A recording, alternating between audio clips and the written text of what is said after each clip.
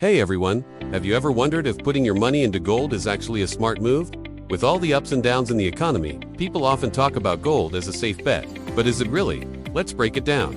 First off, why do people love gold so much? Well, for centuries, it's been a symbol of wealth and stability. Unlike paper money, which governments can print more of, the amount of gold in the world is limited. This scarcity helps it hold its value. When the stock market gets shaky or inflation starts to rise, investors often rush to gold, which can push its price up. It's like a financial security blanket. This is why it's often called a safe haven asset. For instance, during the high inflation of the 1970s, gold's value skyrocketed, shielding investors from the eroding value of their money.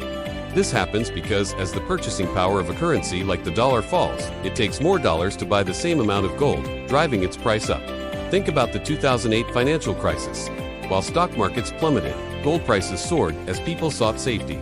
Similarly, during the initial uncertainty of the COVID-19 pandemic in 2020, gold prices saw a significant surge. But it's not all sunshine and golden bricks. Investing in gold has its downsides too. For one, gold doesn't generate any income. Unlike stocks that can pay dividends or real estate that can earn you rent, a gold bar just sits there. For example, if you own a stock that pays a 3% dividend, you get that income regularly. With gold, you get nothing until you sell it. Its value only increases if someone else is willing to pay more for it later. Also, the price of gold can be quite volatile. For example, between 2011 and 2015, gold prices fell by nearly 40%, a tough lesson for those who invested at the peak. It doesn't always go up. There have been long periods where the price of gold has stayed flat or even dropped. So, how can you invest in gold if you decide it's right for you? You don't have to buy a giant gold bar like in the movies.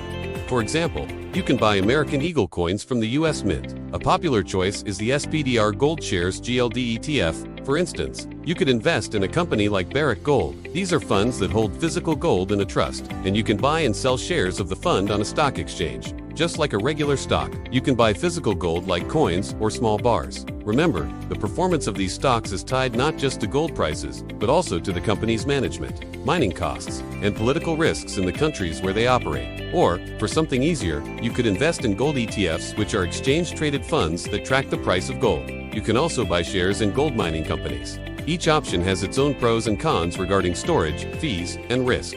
For example, storing gold in a bank's safe deposit box can cost anywhere from $50 to a few $100s per year. And for the very experienced, gold futures are contracts where you agree to buy or sell gold at a specific price on a future date.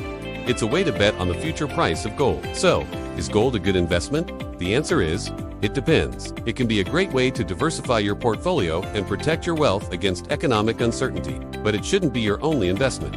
Think of it as one piece of a larger financial puzzle. A balanced approach, mixing different types of assets, is usually the wisest strategy. Don't put all your eggs or your gold bars in one basket. What are your thoughts on investing in gold? Let me know in the comments below. And if you found this video helpful, don't forget to like and subscribe for more financial tips. Thanks for watching.